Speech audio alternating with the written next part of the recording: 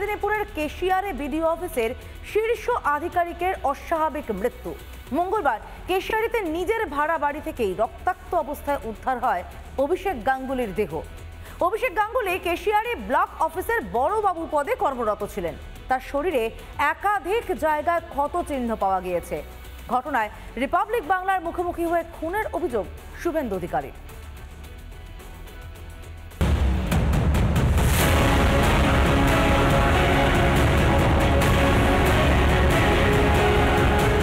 কেশিয়ারি যে BDO office, সেই BDO অফিসেরই head clerk হিসেবে কর্মরত ছিলেন অভিষেক গাঙ্গুলি, আর যার ক্ষতবিক্ষত দেহ উদ্ধার হয়েছে আজ বিকেলে ঠিক এই রুমটাতে। এই রুমের ভেতরেই কিন্তু থাকতেন অভিষেক গাঙ্গুলি এবং গতকালও কিন্তু সে বিডিও অফিসে কাজ করেছে এবং তারপর মধ্যরাত থেকে কী হয়েছে তা কিন্তু আর কারোর জানা নেই। আজকে সে যখন দীর্ঘক্ষণ অফিসে পৌঁছয়নি তারপরে কিন্তু তার খোঁজ শুরু হয় এবং যারা তার সহকর্মী আছে তারা কিন্তু পুলিশে খবর দেয় এবং নিজেরাও এসে এই যে বিল্ডিংটা দেখা যাচ্ছে কেশিয়ারির ভবানীপুর এলাকার এই যে বিল্ডিংটা, এইখানে কিন্তু তারা আসেন এবং রুমের দরজা ভেঙে কিন্তু ভেতরে যখন তারা প্রবেশ করেন তখনই দেখা যায় যে রক্তাক্ত অবস্থা, একেবারে ক্ষতবিক্ষত অবস্থায় পড়ে রয়েছে অভিষেক গাঙ্গুলি।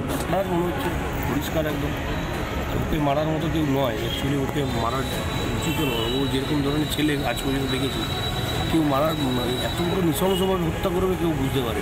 এখান থেকে প্রায় এতটা চওড়া মতো কাটা আছে, মাথার উপরে অনেকগুলো ঘটনা আছে। যেটুকু জানা যাচ্ছে যে এই ঘটনায় ইতিমধ্যেই পুলিশ কিন্তু 4 জনকে আটক করেছে এবং তাদেরকে জিজ্ঞাসাবাদ করা হচ্ছে। পাশাপাশি দেহ ইতিমধ্যে কেশিয়ারি থানায় রয়েছে, সেখান থেকে খড়গপুর মহকুমা হাসপাতালে পাঠানো হবে ময়নাতদন্তের জন্য। তো উনি বিডিও অফিসে চাকরি করতেন এবং হেড ক্লার্কের চাকরি করতেন। অনেক গুরুত্বপূর্ণ নথিও কিন্তু তাকে দেখাশোনা করতে হতো।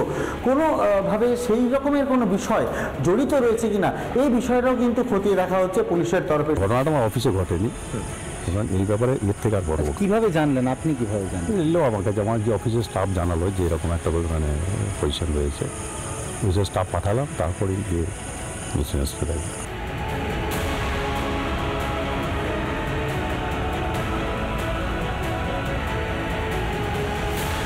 আমাদের পেছনের যে বিল্ডিং, এই যে কেশিয়ারির প্রশাসনিক ভবন, এইখানে কিন্তু চাকরি করতেন অভিষেক গাঙ্গুলি এবং সোমবার রাত থেকেই সে কোথায় ছিল, কিভাবে ছিল তা কিন্তু আর জানা যায়নি।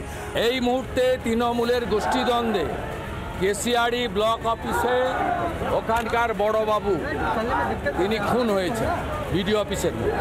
এই রাজ্য গুন্ডাদের হাতে চলে গেছে, এর জন্য দায়ী পুলিশ মন্ত্রী মমতা ব্যানার্জি।